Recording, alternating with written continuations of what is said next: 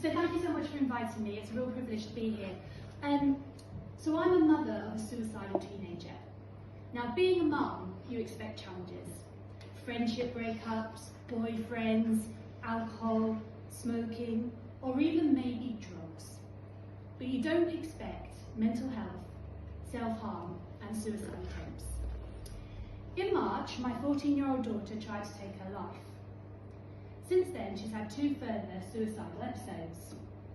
The support she received from the crisis team was unacceptable. We went from no assessment and no risk to actually assessing her and finding she was high risk. I was told just to stay up all night distracting her when she threatened to kill herself.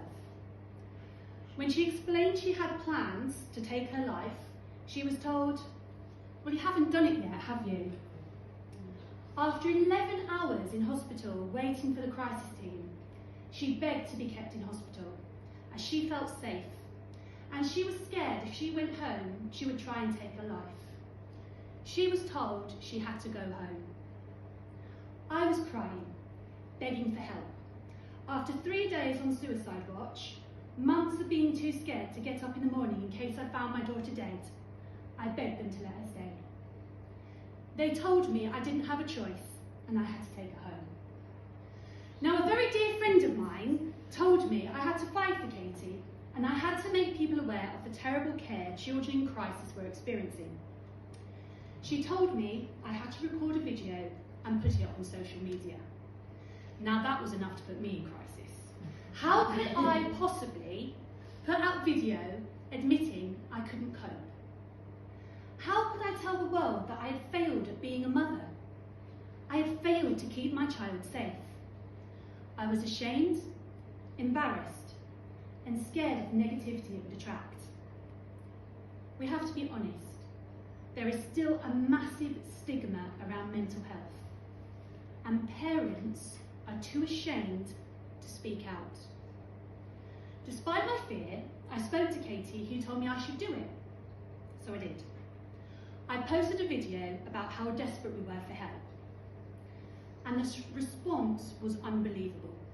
So many parents messaging me saying they too were experiencing the same struggles to get help for their children, and some of them had even lost their children to suicide.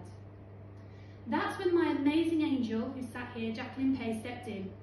She was so cross that children and parents in our communities were being failed, and like me, she wanted to do something about it. So together with some parents, Every Life Matters, and together we, CHICCS was born. Children in Crisis Cumbria Support. We soon learned that 1 in 6 children, and now with COVID it's probably higher than that, between the ages of 5 and 16 are likely to have mental health problems. 75% of young people with mental health issues do not get the help they need. Let's just pause on that. 75% do not get the help they need. We would not accept that headline for any other medical condition. Can you imagine? 75% of children with cancer do not get treatment. 75% of children with diabetes do not get treatment. We would not accept it. So why do we accept it for mental health? Suicide is the biggest killer of young people, yet we get sent home from hospital and told to get on with it. We tell parents who haven't slept to stay up all night distracting their children to stop them taking their lives. So CHICCS have 5 things that we want to achieve.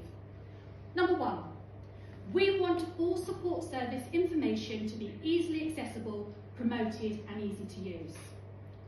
I was given a list of numbers by the crisis team to call the next time she was in crisis.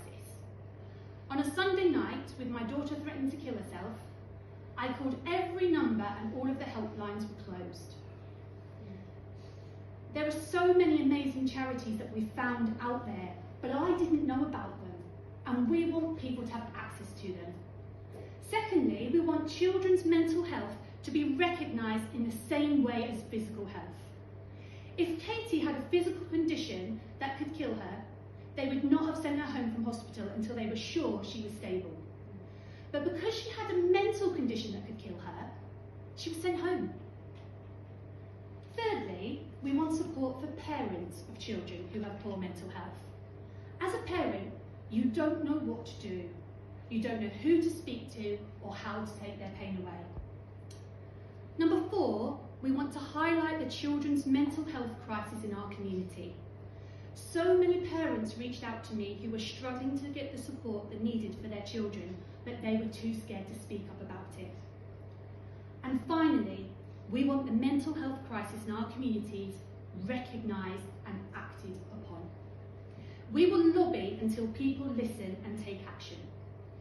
So I ask all of you, please have a little Google, find CHICCS, look us up, follow us on social media, share our posts and help us to get our message out. Thank you very much.